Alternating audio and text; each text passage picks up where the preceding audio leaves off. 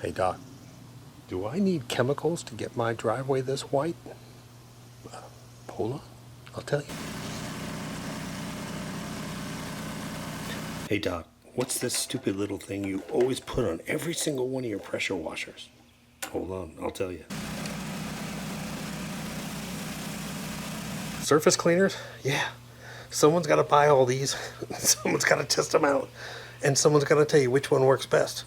That's what we're going to do. We're going to test them all. So what's the best pressure washer to run? We're going to go over that. I'm going to show you two of them. It's our top picks. Every single year we do a top pick. I'll show you 2020 top picks on pressure washers, and we'll run both models. Hey Doc, is it really important to use pump saver after every time you use your power washer? Well, I'll tell you about that too. Hold on. Hey Doc, how come some of this stuff is black and some of it's green? Hold on, I'll tell you the difference between algae and mold and how they grow and survive. Hey Doc, how do you get your yard so lush, deep, and green? Oh, sorry. That's another video.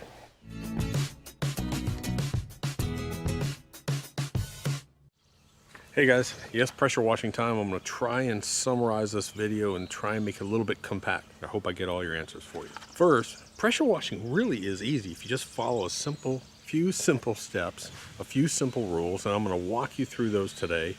I'm going to show you the equipment, show you some tips, give you some information, and then walk you through step by step the simple process of it. Now, keep in mind, Barb is a 70-year-old widow, my next door neighbor. I let her borrow my pressure washer this past winter, and she washed her entire driveway herself, which is huge, twice the size of mine, and all her sidewalks, all by herself.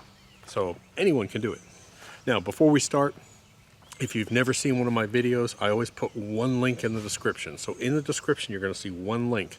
That takes you over to our website, and on the website, I list all these products, all the accessories, all the information I'm talking about. I'm going to be talking about a pressure washer review we did, and so what I'm going to do is I'm also going to embed that video. I'm going to embed that video on the same page down at the bottom so you can watch that and find it easily. Now, here's something funny about this video. The girls, I talked to the girls last week, and I said, yeah. They said, you got anything for us to do? And I said, yeah, come on over, and I'll have you pressure wash the driveway with me, and we'll put some of it on video. And they were like, well, how long? And I said, I don't know, maybe 3 or 4 hours. They were done with the first driveway, the first portion of the driveway, in about 10 minutes. Done. Now, I understand they're running 2 pressure washers. They got surface cleaners. They did the entire driveway in about 20 minutes, the two of them, 25 minutes. Then I had them go back and look for their mistakes. We found their mistakes. I had them go back and just do one of them. I had Kat just do a light coat, secondary light coat, and that took her about another 15 minutes. And we were pretty much done. We were done with the whole driveway. So I think the entire driveway was done probably in about 45 minutes. Perfect. Absolutely simple, easy going. Now, first of all, the first thing I'm going to do is I'm going to talk about the equipment. Here's the thing about pressure washers. There's a certain sweet spot. I talk about this in the pressure washer review video. There's a certain sweet spot for the average homeowner. And that's the sweet spot is you never think you need more power. In other words, when you run this pressure washer, you're like, holy cow, this thing's got a ton of pressure and a ton of cleaning ability, and that's what you want.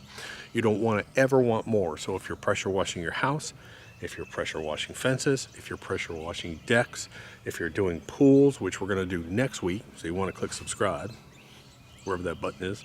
We're going to be doing the pool, I think, next week. You'll never want more power from pressure washer from these 2 units.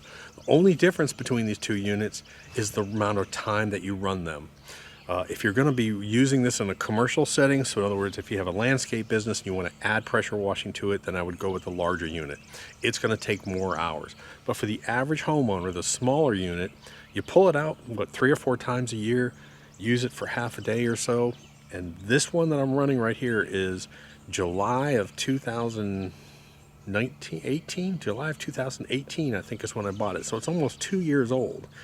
Barb has borrowed it. We've done tons of pressure washing. Starts like a charm on first pull every time. So if you want to know more about the pressure washers, in the description, I'll link exactly to the 2 models that are our top picks. And from our recommendation, thousands of these things have been sold on Amazon. They're now Amazon choices. And no, we don't have any affiliation with Simpson. That's the brands we use. Now let's talk about surface cleaners. You know, if you want to start a bar fight, start the discussion of wand versus surface cleaner. I've been using a wand for 30 years and I don't have any problem. Great, dude. You're probably one of the same people like, I don't use credit cards online. How do you survive? Look, surface cleaners, there isn't a single solitary professional company out there, not just someone that charges to clean, but there isn't a single professional company that will show up at your house to clean concrete that doesn't have a surface cleaner. Hands down, period. They make these things that are well over $2,000, huge, monstrous surface cleaners. Surface cleaners help prevent damage, they help prevent overspray, and they give you more of an even, clean, faster clean when you're doing surfaces. If anyone ever showed up to do my pool surface without a surface cleaner, I'd tell them to leave. Pool decks are different. It's a different type of cement, different type of concrete. It's very smooth. There are very few rocks in it, unlike a driveway, and you can actually damage. There's strips in between. You can damage it. Never use a wand on a pool deck. Always use a surface cleaner. All right, the little hose extension. The little hose extension that I'm talking about, I talk about this in the pressure washer video, that almost all pressure washers, it's kind of hard to reach in and hook up your hose sometimes. Plus there's a lot of hot pieces. The water pump gets hot, the exhaust is hot. So I always use that little extension. It's like $5. I put them on every single one and it brings the hose connection away from your pressure washer. Get one of those, it's absolutely needed. Also, if you're going to use surface cleaners, you want to have at least a 30-inch extension wand. Most pressure washers come with about an 18-inch wand. You want to have an extension wand so you can stand up straight and not have to bend over. And you'll see that in the video when the girls are cleaning. Okay, should I use bleach or chemicals on my driveway? You're going to take, every time you pressure wash, you're going to take, I forget the number of thousands that you take off, but you actually remove a layer of concrete when you're pressure washing. And you'll see that when we rinse it. There's going to be a layer, you'll see a layer of concrete actually being washed down. It's not just dirt. So no, you don't need chemicals to clean. What are the exceptions? The exceptions are if you have oil stains. You may want to pre-treat, clean, and then post-treat. There's all kinds of degreasers, oil eaters, powders that do extractions. I'm not going to get into that today. But yes, if you have oil stains, they're deep. I mean, oil stains can go easy ½ inch into the concrete, be absorbed down. So you got to treat those a little differently. The next thing, if you live in an area that has red clay soils, I'm going to do this today. Afterwards, after you clean, you may have pigmentation issues. And it's not dirt, it's pigmentation. There's a lot of quartz and rocks inside of concrete. And if you have red clay, every time it rains, you know what I'm talking about. You see that red water stain on your driveway. I use 30-second cleaner. I've just found that that's good. And at the next morning after I'm done, when it's cool out, you'll see I'll take you and I'll do it. I come out, I spray with 30-second cleaner the next morning just to try and move a little bit of that pigment. It's not going to take much off, but it's a good way to do it. All right, let's talk about algae versus mold. There are 100,000 mold spores in every cubic meter of air that comes by us. So mold spores are consistently being deposited on everything around us and all the air we breathe. Don't believe me? Google it. There's something called Google. Outside air, 50,000 to 200,000 mold spores in every cubic yard of air. Inside, it's probably somewhere between 5,000 and 30,000 mold spores, somewhere in there. So mold spores are consistently, every single minute, are being deposited. But here's the thing about mold. Mold has to have carbohydrates, has to have food to survive. So when we clean a driveway, we're actually removing the food. What is the food? Dirt, dust, old pollen. It's just that junk, just the crap on the driveway is basically a carbohydrate, and that's enough for mold to grow. So yes, mold is sort of that black gray kind of look. That's what mold is. So if you remove the food, then mold will have a hard time growing. Bleach and things like that will not stop mold from growing. Bleach is gone within about 24 hours, the effectiveness of it, and so it's not going to last. It's not going to do any good. It's more of a pigment remover. Algae. Algae is green. Algae cannot grow in your basement. Do you know why? Because there's no sunlight. Algae has chlorophyll in it, and it produces its own food. So it just needs a little bit of light. So you always see it on the opposite side of your house, not the sunny side. You usually see it on the opposite side of your house where it doesn't get baked, but at the same time it gets sunlight, and that's where you'll see that green. If it's green, it's algae. If it's black, it's mold, basically. Those are the way you want to look at it. So all we're going to do is, and it needs water. Algae needs a moist environment. It needs light, not direct sunlight, but it needs just a comfortable environment to grow. And it's going to come back every year. Every year I use 30-second cleaner on the side of my house, on this side of the house. Once a year, take it off and it's done. It's just going to happen. All right, let's talk about the pump saver. This is a real good thing to do every time you shut down your pump. I did this in the video. Maybe I'll grab a clip of it. Every time you shut down your pump for the day, what I want you to do is let your pump cool off a little bit. And then what I do is make sure the switch is off, and I put a little bit of pump saver, just enough to get it into the pump. And then I give the engine 2 or 3 pulls, and then a tiny bit more. Don't use the whole can. You just want a little bit of pump saver in there, and it's just a lubricant inside that pump, and that's all you need. Yes, use a pump saver every time you shut down. Just throw a little bit in there, and you're all done. Hey guys, so the last thing before we go out and start cleaning, I'm going to give you a checklist, is let's talk about the surface cleaners. It's real important to match up the right surface cleaner with the right pump. These 2 pressure washer units are right about 3,200 psi. The bigger one is 33, and they both put off 2.5 gallons per minute. Perfect sweet spot, lots of power. But these all perform a little bit differently. So let me get rid of the ones that I don't like. This is a no-name brand that I found, and it looks like a great combo, and it looks really good, and it actually comes with its own sort of extension wands. We just didn't like it at all. And I think one of the reasons was these bristles are just too large, and it didn't produce enough upward force to sort of compensate for those large bristles. So it dragged too much. So we didn't like that one. That one's gone. This one just has a real lightweight spin rod under it. And for the price, we just didn't really care for this one either. We felt like same thing, it didn't have that smooth cleaning effect on it. These two, these are the winners. Now I've been using this one now for almost 2 years. This is the K Archer, I can't even pronounce it. This is a fantastic surface cleaner, works perfectly with these pumps. The only downfall to this unit is that this head has a tendency, there's 2 bolts here, and it has a tendency to loosen up. So you got to kind of tighten that up every so often. But even when it's loose, it still performs well. It just sort of spins around. This thing has been abused. Barb has used this one. We've used this one. I've had this one for a long time. Fantastic. This is my #1 winner, and I'll link to it. The next one, surprisingly, was the Simpson. Was pretty good. Now this is a steel one versus plastic. 3,700 max PSI. This one performed really well. It has more of this, again, the lightweight spin rod in it, which sometimes people say the bearings aren't good enough in it, so it doesn't perform well enough. So still, again, I would say the K Archer one is my #1 choice.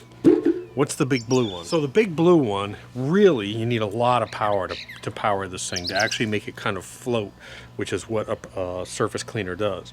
But this one comes with wheels to compensate for that. The rating on this one, I think this said up to something, but decent spin system underneath, decent ball bearing system. We use this with the big pump, and we put it up on full throttle because it has a throttle adjustment. And it was more of a mild cleaner.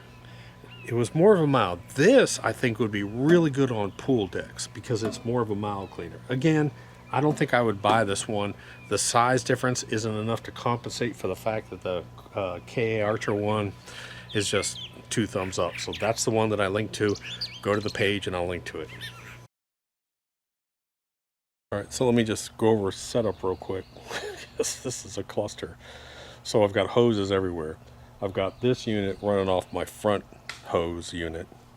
And then this is on a separate unit out of my back. which actually is a high pressure directly from my irrigation. One of the reasons why I do that is because I like to have split it in a Y. I like to just have an extra hose out, just for the simple fact that it's easier sometimes just to rinse all this stuff and push a lot of this junk out of the driveway. So we've got 2 units set up. I'm gonna have 2 of them running basically at the same time. I've got 2 different heads on right now. Malin, bring me those other 2 right there. And then we're gonna probably also try this one and this one too, the Simpson and the Briggs. So I've got 4 of these surface cleaners that I'm gonna test out for you guys. This is my all-time favorite so far. I have not really used the other ones, so we'll give them a go. My cleaning crew has arrived. So what we're gonna do is, whenever you start a pressure washer, you should always squeeze the handle and let the water go out. Otherwise you get back pressure on your pump and it'll break your finger. So you 2 will each, when he goes, Jacob's gonna start these things for him. So when he goes to start your unit, make sure you got the water running, and then he'll start it, and then you can start cleaning again. I'm gonna have them run side by side just so we can test some of these surface cleaners. So man your guns, ladies, man your guns.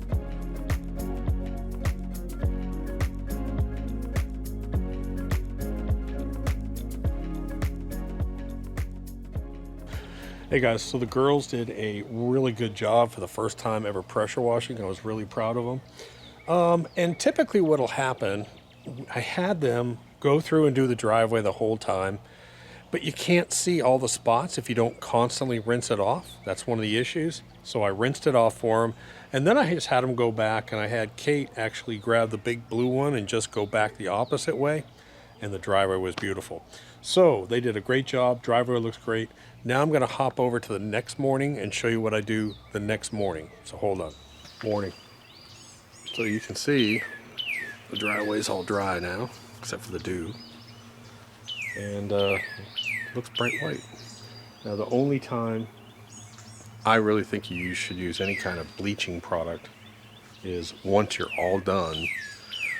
If you're in an area with red clay, what ends up happening is the quartz gets pigmented. It's because of this red clay pigment. So yes, you can go ahead after you're all done and once it's dry, and I prefer to do this at a cooler temperature, so early in the morning, just get some 30-second cleaner and do a light coat. That's all you need to do.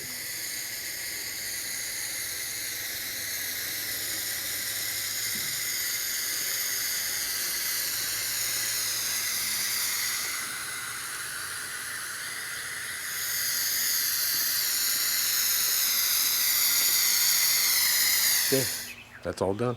Now what I'll do is just let this sit out here till the sun hits it, and then I'll run back out and show you the final product.